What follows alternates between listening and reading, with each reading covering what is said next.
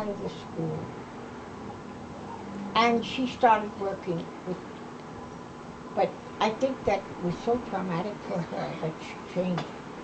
And he hired this handsome man who taught her how to. Now,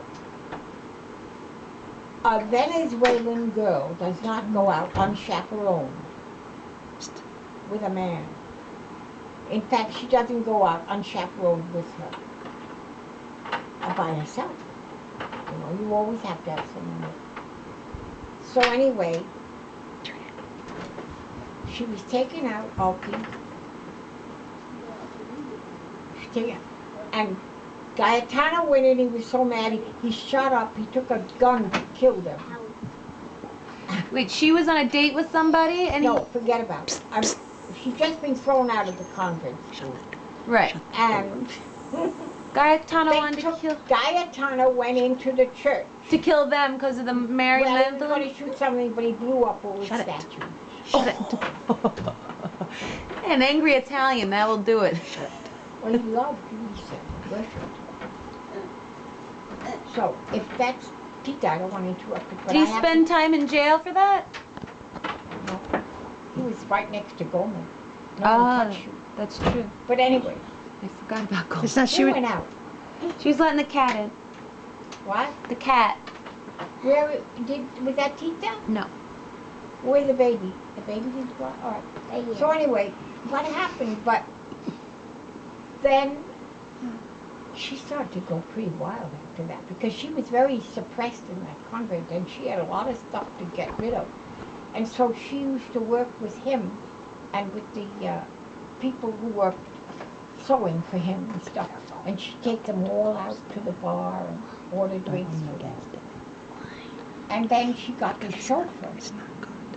And he taught her how to drive, and she was the first woman in Venezuela to drive.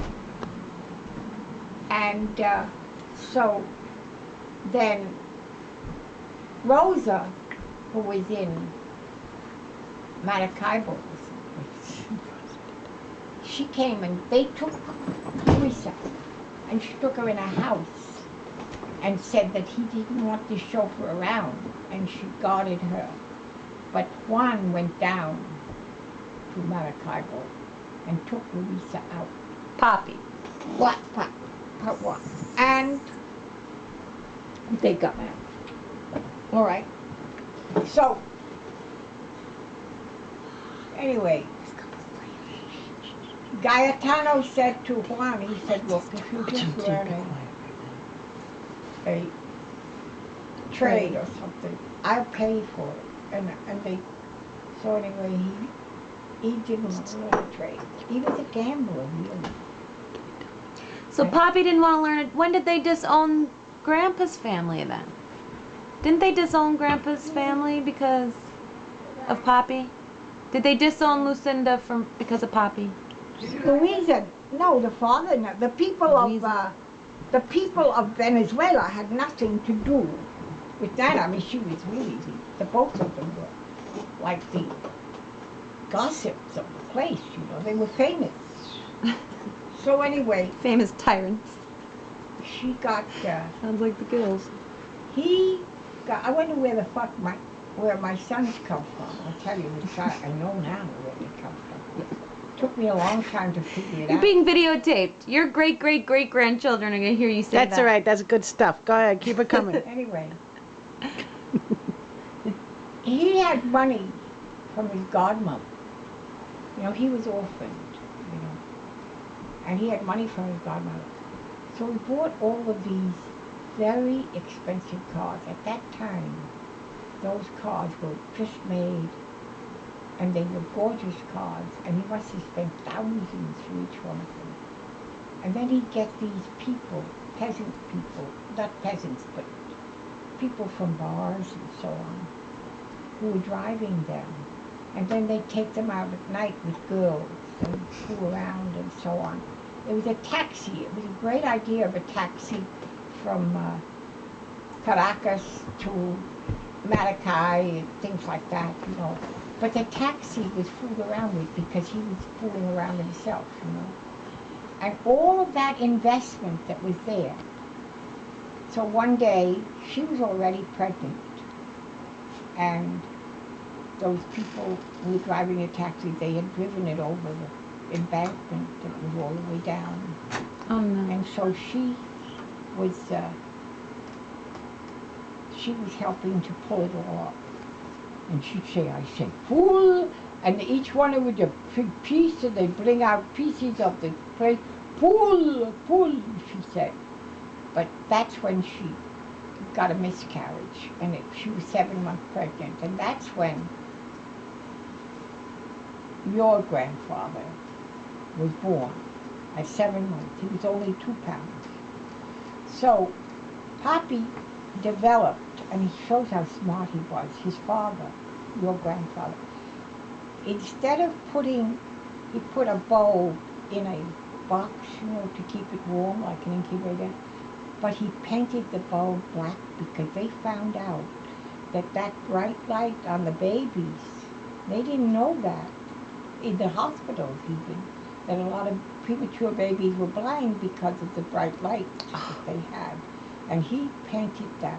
He knew before they He did. knew, and he painted it black. And so they met a black woman, and she had a baby at her breast, big fat baby. And they said, we will buy you a house if you'll feed our baby. So that's when they gave your father to this black woman, Grandpa. Grandpa, and he got to be beautiful and strong and everything. That's where we get our soul from. Black breast milk up in here. Now you're on video. Anyway, in the meantime, Gaetano died of a heart attack, which I would think he would do. And when I married into this family, I married into a damn hornet's nest. Poor little orphan Irish girl with all of this thing going on, So anyway, what happened was, in 1920, they came here with about $25,000. At that time, that would be about $75,000 more. And in 2 years, they didn't have a penny. They bought all kinds of things like a piano and all. They didn't even have to pay the rent, the money when they put that. But anyway, they got together with other Venezuelans, and they lived up in Washington Heights, and they had, they each took rooms in that place, and then they'd send out for food. And they had that whole thing of what the Indians do. They buy the food for the day, and it was all in layers, like the rice and the beans, and it was a whole thing where and she went to work and he went to work. And then they leave him with an older woman to take care of him. And then they put him in a Catholic, like a boarding school, but a combination of like a place where you put kids when you have to go to work. And he said the nuns used to be, that they sell them chocolate that had worms in it, and they had, and if they had poo-poo on their pants, they had to be very careful to put it by the side so the nuns wouldn't see it. Aww. But anyway, they'd come and see him once a week up in wherever it was. They'd come and visit him. And so they both went to work, and then they got an apartment, and little by little he went to school, and they were hoping that, since things were so low of people thinking about them in Venezuela, what happened, that's why they came. They didn't come for persecution or anything. They came because people thought they were weird, and they were. They broke every rule. I mean, it's just incredible that a girl of the French school should be, going out with taking everyone to the bar and so on, which was all right as far as we're concerned today because she was a free woman. But anyway, her father sent her to learn French cooking in Paris. She studied cooking, she was an excellent cook. And So anyway, up until that time, they thought that their son would get married to a normal woman of Venezuelan extraction and bring them up. And they ended up with me. And I used to say generally, why didn't you marry a normal woman? But they really disliked me, and they really felt it. It was the disappointment of their life. So anyway, Even though you gave them 9 children? well, I didn't have any for 7 years, and they were that's furious right. about that. But the other part of it was that they disliked me so much that when I came home from working all day, they'd all get up and not say a word and walk out. I mean, the amount of anger and hatred they had for me, I mean, that affected me very much because sure. there was a lot of tension, and we had no other place